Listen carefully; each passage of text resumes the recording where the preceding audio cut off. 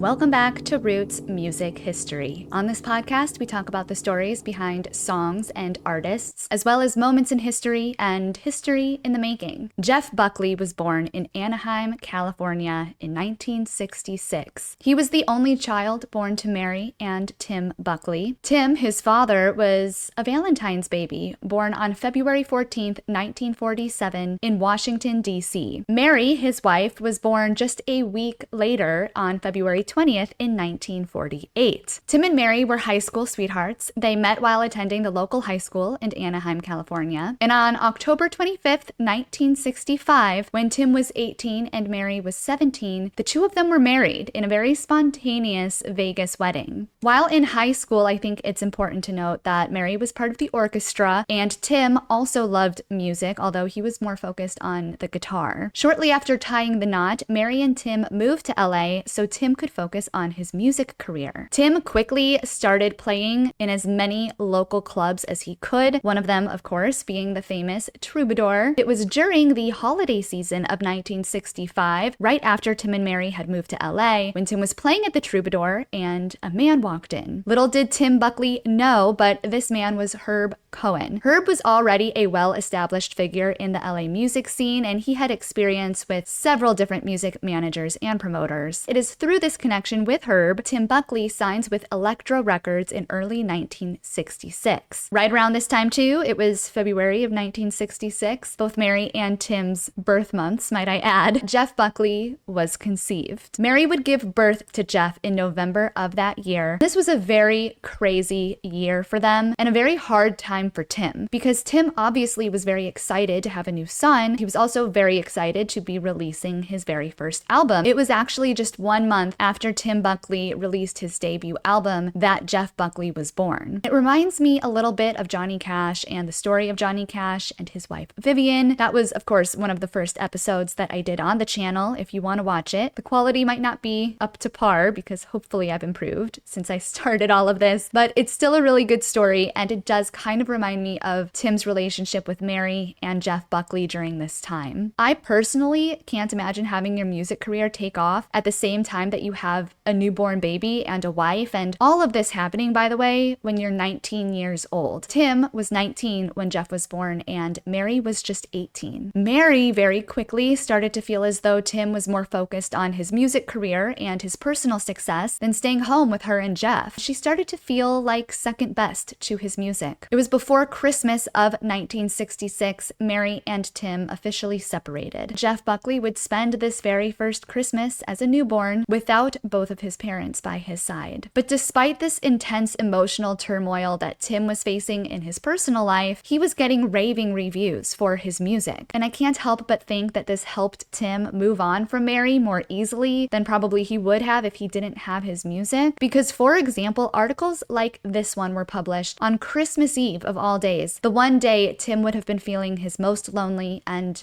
possibly his lowest, but they come out saying that he sounded like Pete Seeger and how great of a thing he is and how everyone is so excited about this 19-year-old Tim Buckley from the West Coast. Mary decides to move back to Anaheim, California, where her family is. Tim decided, of course, to stay in LA and keep pursuing his music career. Their divorce was finalized in August of 1967. The same summer, Tim was on tour as a new folk rock singer. Tim had a really good run touring with his music for about 3 to 4 years. After a few years, then his music started to hit a lull and his use intensified. As Jeff Buckley was growing up with his mother Mary and a man that she had met and remarried named Ron, he started asking more and more questions about his birth dad. And it was when Jeff was about 8 years old, Jeff's mother asked Jeff's stepfather Ron, what would you think about Jeff possibly meeting Tim? Ron said that it was a great idea. No one really had any ill will towards Tim Buckley. It was just Tim didn't want to live that family life. And I think it's important to note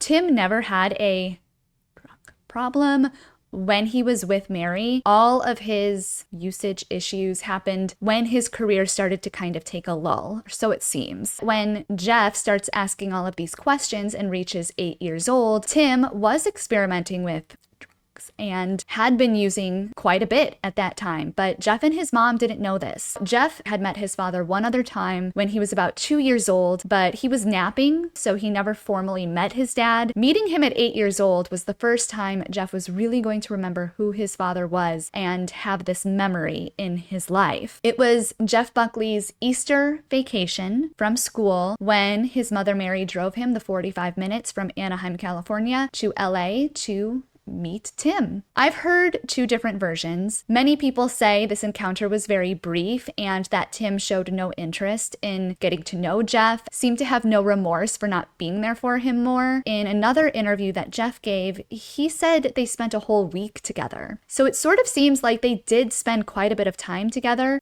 However long Jeff Buckley actually spent with his father during this visit, though, would be the first and last time he ever saw him. Just 2 months after this visit, Tim Buckley would pass away from an overdose on June 29th, 1975. A lot of reports say Jeff decided not to attend his father's funeral and that it haunted him for years. From my research and all of my deep dives into his interviews and his mother's interviews, it seems like Mary was the one who decided they didn't want to go. She made the decision on behalf of herself, of Jeff, and Ron. They all decided it would be weird to go. They all decided they probably would not be welcome at that funeral. It was a family decision not to attend. Jeff Buckley says it just really bugged him that he wasn't there. And even though Jeff's father was out of the picture, that didn't mean that Jeff wasn't being exposed to music. Like I said earlier, his mother Mary was part of the orchestra while in high school, and she was a classically trained pianist. His stepfather Ron, although he was a mechanic by trade, loved music and was always playing music as well. Ron loved rock and roll and jazz, while his mother, of course, was more technical and classical. And very soon after his father's death, Jeff found an old acoustic guitar in his grandmother's closet. Young Jeff Buckley picks up this acoustic guitar and begins to teach himself how to play. By the time Jeff was 13 years old, his parents gave him an electric guitar for his birthday. And in his words, an electric guitar. You know how it ends. By the time Jeff Buckley was 14 years old, he was composing his own music and playing locally in Anaheim, California with any band that would take him in. Also, Jeff Buckley attended the same high school Mary and Tim met at. When Jeff wasn't in school, he was in his room experimenting with different styles of playing. Everything from hard rock to jazz, you name it. After he graduated high school, he attended the Musicians Institute in Hollywood for a year. After leaving the Musicians Institute, he was about 20 years old and immediately put all of his energy into being a freelance and session guitarist in LA. He played with various local bands and took part in different projects, but he mostly remained in the background as a guitarist rather than a singer. Meanwhile, his mother and his stepfather Ron were absolutely his biggest fans. They didn't have a ton of money to help support him monetarily, but emotionally, they were the wind beneath Jeff Buckley's wings. They fully trusted in any decision Jeff Buckley made for his life. So when Jeff decided in 1989 to leave California and move to New York, his parents, although they weren't over the moon about him moving all the way across the country, fully supported him in this endeavor. Up until Jeff's move, he was really just a session musician, nothing extraordinary. Did people like his voice when he would sing? Sure. But he was also struggling to find his own niche style with his vocals and his playing. He was kind of like a chameleon where he could play anything and sound like anything and play with anybody and do whatever they wanted, but he didn't really have his own style. Soon after moving to New York, Jeff landed a residency at Shanae, where he started playing a few nights a week. People who would come to Shanae and hear Jeff Buckley sing quickly picked up on the fact this was Tim Buckley's son. It was really through word of mouth people figured this out. Jeff certainly wasn't going up and introducing himself as Tim Buckley's son, not by any means. I think it might have been the people at Shanae who put this all together because Tim Buckley was quite prevalent in the music scene in that area too. And they also quickly picked up on the fact Jeff was not just sitting in one lane or one genre of music. My main musical influences? Low Frank.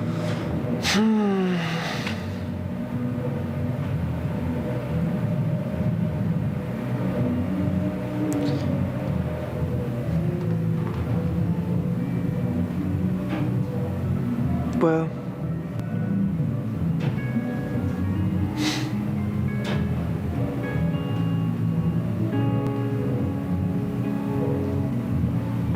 love, anger, depression, joy, and dreams. And Zeppelin, totally. And I love how at the very end he adds Led Zeppelin, because Jeff was absolutely in love with Led Zeppelin. I mean, who wasn't? But Led Zeppelin was a part of his identity without a doubt. And not to skip ahead, but Jeff Buckley was actually singing Led Zeppelin when he died, but we will get to that later. Jeff also loved Van Morrison, and a lot of his early set list at Shanae included songs by Van Morrison. In fact, it really was when Jeff was singing Van Morrison's songs that the crowd would start to quiet down and really listen to him. There is one live performance at Shanae of Jeff Buckley singing Sweet Thing, which is actually available online. I can't play it because of copyright issues, but it's in this rendition of Sweet Thing that you really get that raw and authentic Jeff Buckley, that same type of Jeff that the world gets in the song Hallelujah. Honestly, I think it's the whole Legacy album that is out there of his live performances at Shanae that really show you who he was and are just the perfect reflection of him and his music. So I will link the whole Legacy album of him live at Shanae in the description down below, but take a listen to Sweet Thing because that is one of my favorites. And it wasn't just Van Morrison and Led Zeppelin igniting his musical passions. It was also beautiful French music. Jeff first started learning French in school when he was a teenager, but he really fell in love with the French music and culture. Some people criticized Jeff for his robust and dynamic repertoire, making the point that it would be hard for him to ever garner a loyal following if people never knew what they were going to get from him. Which reminds me of the same criticism Leonard Cohen got in his early days when he was a poet and then he was a writer and then all of a sudden he's a songwriter and a musician, and people were like, what is Leonard Cohen doing? Who is he? Who is he trying to be? It was sort of that same criticism Jeff Buckley received of, what is your genre, Jeff? What are you trying to be? But Jeff Buckley was being Jeff Buckley. That is who he was. And even though you never knew what you were going to get genre-wise with Jeff, if he got up there with nothing but a guitar and a piano and a microphone, you knew you were going to get something powerful. And I think that's the thing about Jeff Buckley. If you add in all the instruments and all the hoopla to his music, you lose it. But if you just listen to Jeff and his guitar alone or his piano alone, you get the authenticity of his music so much more than you would get it from any high value production. And after a few months playing in New York City, people started talking around town about Tim Buckley's son and his powerful and emotional live performances that he was giving at Shanae. So a lot of people who came to hear Jeff at Shanae knew who his father was, made that connection, and was there to feel this emotional live performance that everyone was kind of talking about. It was after 1 year playing at Shanae when divine music intervention strikes. By the way, if you're new to the channel, I started this channel because I want to tell these stories of divine music intervention. I feel like every powerful song or artist has that moment that's like a strike of lightning that you can't really explain how a series of events happened, and oftentimes, of course, that's referred to as divine intervention. But in the case of an artist or a song, I peg the term divine music intervention, which, by the way, was a really weird process with LegalZoom. I do have also a divine music intervention merchandise line where you can purchase a mug or a bag or anything that says divine music intervention. I've tagged a few of those products to this video. So when I say divine music intervention, that is what I am referring to. It is the roots of this channel. It's that one moment that you really can't explain other than divine music intervention. And it is in April of 1991, just 1 week after Easter of that year, that Jeff Buckley got a phone call from a local church that would change the trajectory of his life forever. The local church was named St. Anne's. I also want to point out it was on Jeff Buckley's Easter vacation when he first met his father. And here we are, just a few years later, when Jeff Buckley gets this call. I always have felt like Tim Buckley was up there in heaven, almost feeling remorse for how he had treated Jeff. And through St. Anne's, they reach out directly to Jeff Buckley and call him because they are doing a tribute concert. Now, St. Anne's was known for this organization they started started in the 80s called St. Anne's Church and Center for Restoration of the Arts. This organization would hold a tribute event every year where they would honor various underappreciated or avant-garde artists who they believed had been influential and impactful to the music scene. The very first tribute artist honored at this event was an avant-garde composer and performer named Kurt Weill. In 1986, their tribute concert was for Duke Ellington, a jazz composer and band leader. 1987 was for Nina Simone. 1988 was for Bertolt Brecht. I'm sure I'm not saying that right. He was a German playwright and poet. 1989 was for a composer and conductor named Leonard Bernstein, who had worked heavily on West Side Story. And in 1990, 1 year before the Tim Buckley tribute, the event was for a man named Thelonious Monk. So you can imagine how excited St. Anne's was to learn that in 1990, after Thelonious had his moment, Jeff Buckley, Tim Buckley's son, was living and playing in the area. They immediately thought, how cool would it be if we did a tribute on Tim Buckley and had his son come and perform? But would Jeff even do it? Because this was not something Jeff Buckley was doing. In fact, he was pretty quiet about it. I mean, he didn't even know his dad. He also really wanted to forge his own identity as a musician, which reminds me a lot of Stevie Ray Vaughan. When he first moved to Austin, he was playing under his brother's shadow for the longest time. If you have not seen my episodes on Stevie Ray Vaughan, I have a whole playlist on him that I will link in the description and in the corner right here. So when St. Anne's calls Jeff and asks if he would be willing to sing at his dad's tribute concert, Jeff was totally taken off guard. He did not say yes. He was very hesitant. I think he actually said no. If he didn't actually say no, then he just said, I have to think about it, because he really wanted to call his mom and Ron and ask them what they thought. Obviously, his mom and Ron were extremely supportive of it. Ron was the one encouraging him to meet his dad in the first place. And his mom was just always that type of person who was like, you should say yes to everything and anything. This show was going to be a big deal for Jeff. It was going to be one of the bigger gigs he'd ever done. For one thing, it was going to be recorded, which most of his gigs were not. And for another thing, it was a huge stage with a lighting crew, and there were going to be over a dozen artists who were going to be there. Notable people in the crowd as well, people who had worked with his father or knew his father in some capacity, or at the very least just enjoyed Tim Buckley's music. They were all going to be there. After talking to his mom and Ron, he called them back, said he would do it. He said he wasn't going to take any money for it. This was really just going to be a one-time thing. He really felt like this was the best way for him to properly say goodbye to his father. Now, to put this event in perspective, this was a fairly small event. It was the biggest thing Jeff had ever played at, but it wasn't making headlines in the papers by any means. This was really just a small kind of benefit concert at the church. That's not to say the newspapers didn't report it at all. There was a small clipping under the concert section of the main local paper that said that the tickets were $12 and that the event started at 8 o'clock. They mentioned there's over 24 musicians, including Jeff Scott Buckley, performing Tim Buckley's songs that night. It was by no means, though, Jeff Buckley plays tribute concert for father, headline news, nothing like that. The morning of April 26th, 1991, the committee for St. Anne's tribute concert arrive at the venue and start to set up. And the producers who were putting on the concert, up until the moment Jeff Buckley arrived, were not sure if Jeff Buckley was really going to show up or not. They knew Jeff didn't have this strong earthly connection with his father, and the demo tape Jeff had given them sounded terrible. It was very, as they described,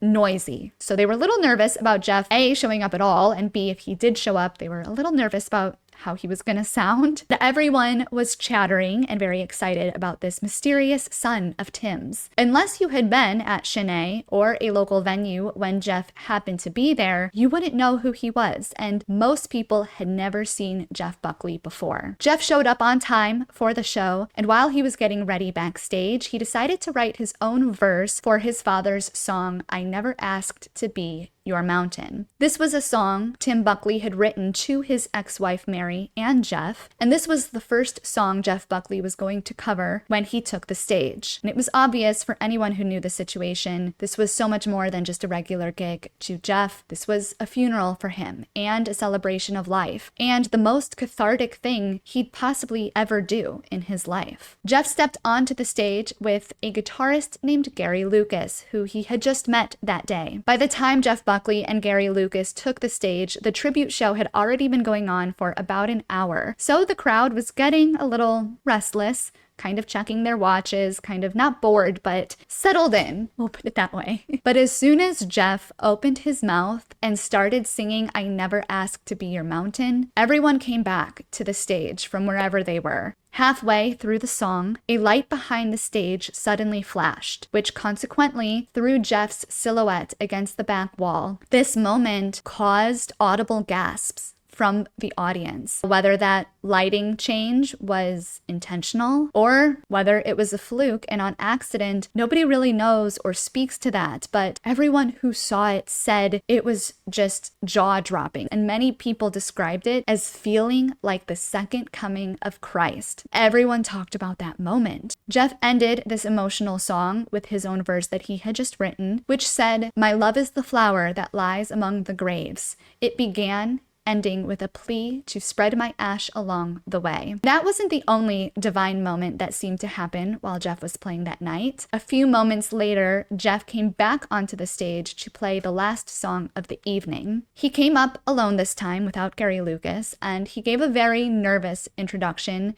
to Tim's song, Once I Was. Jeff Buckley's voice was reportedly shaking as he told the audience he remembered a moment when he was about 6 years old when someone had started playing his father's record on a record player, and he remembers this song, Once I Was, started to play, and he says he was bored. He lets out a sad, remorseful exhale, and then he started to sing. His string broke right before the last line, which meant that, completely a cappella and unaccompanied by any music, Jeff Buckley had to sing, "Sometimes I wonder for a while, do you ever remember me?" That last word, me, everyone said seemed to reverberate and echo and rise up like smoke into the ceiling of that Holy St. Anne's venue. And after that word reached the very top of the ceiling, there was a pause. Jeff took a bow and said thank you and walked off the stage, where he started to cry. The tribute concert ended up being like an out-of-body experience for anyone who was there, who had known or seen Tim Buckley before. For one thing, Jeff looks incredibly similar to Tim, almost a spitting image. And for another thing, their voices were almost identical as well. Most of the people in the audience said that it sounded like Tim Buckley's voice coming back to life, haunting them. The concert's production team was also very pleasantly surprised. They said once Jeff got up there and it was just him and his guitar, it was a completely different energy. His mother, Mary, remembers the night of this concert. She remembers sitting in her living room watching the clock because she knew what time Jeff was expected to go on stage, and she also knew what time the concert was expected to be ending, when he was going to be walking off. She later said she knew Tim was in that church listening. She had envisioned, while watching the clock, this huge vortex of light forming over the cathedral. Mary said she knew in her soul this night was going to change their lives forever. She was right, because not only would this night change Jeff Buckley's life forever, not only would it change Mary's life forever, but it would change music history forever, because this was the night Jeff Buckley met Gary Lucas. This benefit concert happened in April of 1991. It was later, in September of 1991, when John Cale released his rendition of Leonard Cohen's Hallelujah. Jeff Buckley loved this version. He heard it as soon as it came out and immediately started playing it live every chance he could, which was primarily at Chennai. Gary Lucas was much more connected than Jeff Buckley was. He had been working as a guitarist for a while in the 80s with Captain Beefheart Heart and the Magic Band, which although they were never inducted into the Rock and Roll Hall of Fame, their album Trout Mask Replica did reach notable recognition. It was ranked number 60 by Rolling Stone on their list of the 500 greatest albums of all time, and fostered relationships with producers like Frank Zappa and other high-profile executives, all of which Gary Lucas knew from his work with them. So connecting with Gary Lucas was a big deal for Jeff Buckley, and this connection never would have come about if Jeff had never attended that tribute concert. It almost feels like maybe Tim Buckley, after his passing, did regret not getting to know Jeff, and this concert and this divine music intervention moment was almost like Tim saying to Jeff, I'm sorry, I should have been there for you. I know I wasn't, but I'm here now. And here is Gary Lucas. He's going to change your life forever. Because right after this concert, Gary Lucas invites Jeff Buckley to join his band, Gods and Monsters. Even though Jeff only briefly joined this band for a few months in 1992, it was through his time playing with them he wrote two very key songs, Grace and Mojo Pin. Both of these songs ended up catapulting Jeff's career. Gary Lucas composed the music for the two songs, and Jeff added in the lyrics and vocal melodies. In March of 1992, Gods and Monsters returned to St. Anne's Church, where they showcased these two songs. In the crowd of this March 1992 concert were a few executives from Columbia Records. And although this was never said out loud point blank, this is probably how Steve Berkowitz, who worked at Columbia Records, first caught wind of who Jeff Buckley was and how he found out Jeff was playing at Shanae. Now, Steve Berkowitz was an A&R executive at Columbia Records in 1992. His production work went back to the 70s, though, where he was credited for working with acts like Bob Dylan, Aerosmith, Tony Bennett, Booker T and the MGs, and many, many more through Columbia and Sony Productions. Whether it was to specifically hear Jeff or not, Steve ended up going to Shanae and hearing Jeff play there. One of the songs Jeff Buckley sang on this night when Steve was in the crowd was his version of Hallelujah that he had heard John Cale sing just a few months prior. After Steve heard Jeff Buckley sing Hallelujah in Shanae, he asked him if he would like to come sign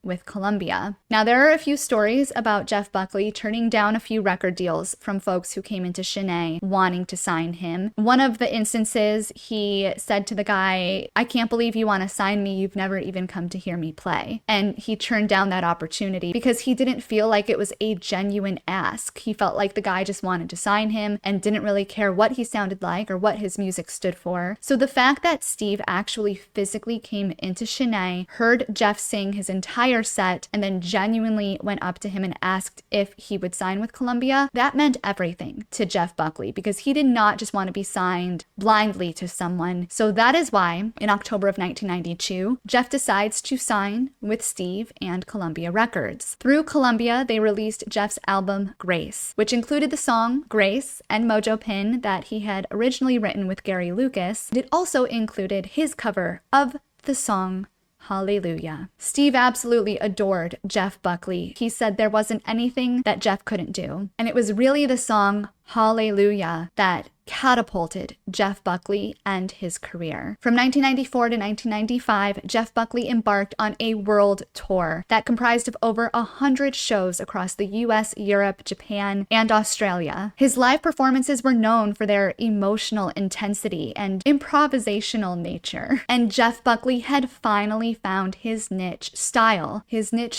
being that emotional intensity. This helped him build a loyal and devoted fan base, something people said could never happen given his dynamic approach to all of the different musical genres. And after this incredible high of a year, when Jeff finally gets back to Memphis, Tennessee to work on his second album, he really struggled to follow up the success of Grace. And his work on the second album went all the way through 1996 and bled into the year of 1997. And it was in May of 1997, May 29th to be exact, when he and his roadie Keith were driving around Memphis, Tennessee, waiting for the rest of their band to arrive in town to work on this album, when they found themselves near the Wolf River Harbor. This harbor area was a quieter part of the water that eventually led into the Mississippi River. It wasn't like Jeff just went into a part of the water that had a really strong current. It wasn't like a attempt. This was a calm part, and there was almost like an entrance to the water from the land that was quite peaceful. So Jeff and his roadie Keith thought, we'll just go hang out by the water for a little bit. There are rumors that the two of them were lost and couldn't find the studio, but this is also a place where Jeff had been before with other people. It was just kind of like a part of the water, it seems, that he liked and would hang out at. It wasn't necessarily weird for them to be there or out of character for them to be hanging out there. And it was just about sunset, so you can imagine it was a really peaceful evening. Jeff played a couple of songs on the guitar and at one point decides to go in for a swim. And his roadie Keith encouraged him not to go swimming because it's gross water, there's kind of trash everywhere, and there were boats coming and going. And this water also led into more treacherous waves. Not waves, but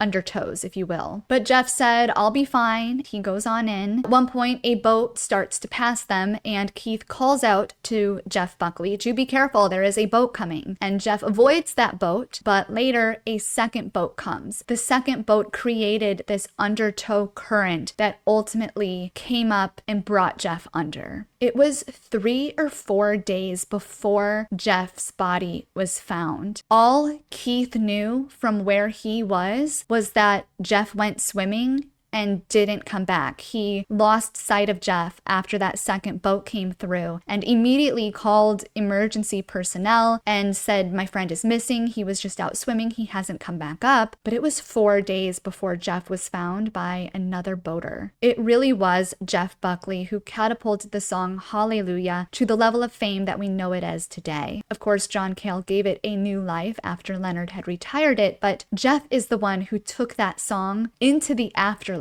if you will, who gave it everlasting life. And his death was devastating to anyone who knew him personally or who simply knew his music. But even though his death brought an enormous sadness to the world, his life and everything that led up to this moment also brought everyone an unexplainable sense of peace. There is so much that went into that day. I also just find it chilling and fascinating that Leonard Cohen was in a monastery in California from about 1994 up through 1997, right when Jeff Buckley was experiencing his peak of fame, and right when the song Hallelujah is taking off and taking the world by storm. While all of that energy is happening around his song Hallelujah, Leonard Cohen is in a monastery without a phone, without any distractions of this world. He didn't even really fully understand the fame Hallelujah was